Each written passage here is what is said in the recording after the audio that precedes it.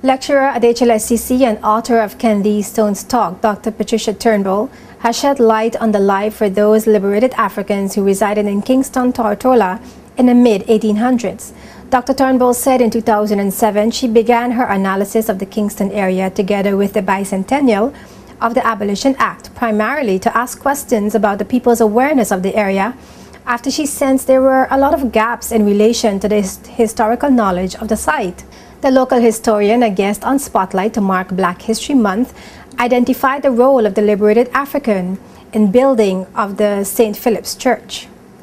About 30 years before emancipation, these people were on the Middle Passage coming from Africa. They were on the slave ships. They had already suffered the trauma of the capture and the Middle Passage.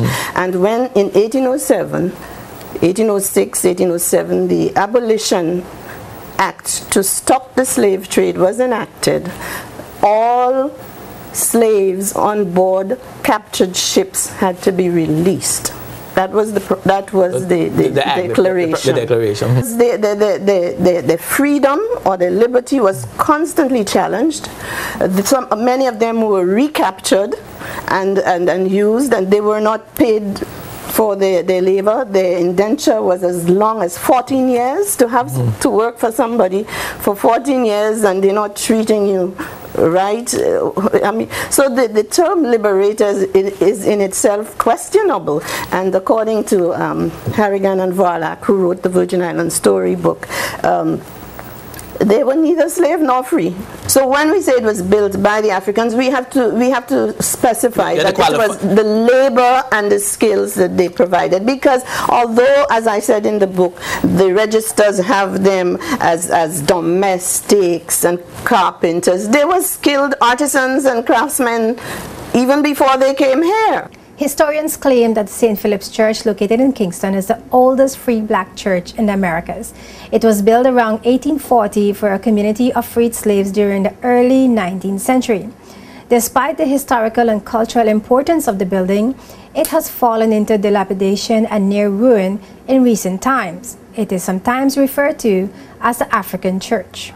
In exploring the documents, I discovered that the church was one of, the chapel as it was called then, was one of several across the West Indies, which was built starting from around 1824 with the institution of the first Anglican Episcopal bishop. He was responsible for the Diocese of Barbados and the Leeward Islands, which included the Virgin Islands. But the actual building of the church, the labor was provided by the Africans. Although they were free, they were not compensated monetarily, I believe, because at that time the contract system of labor was what worked here, and it was the artisans from England who had the contracts to build institutions like the church. Dr. Turnbull also pointed out the role of the church in converting the liberated Africans who lived in Kingston. She also said the Africans valued their own religion and cultural practices, and even more so the importance of education.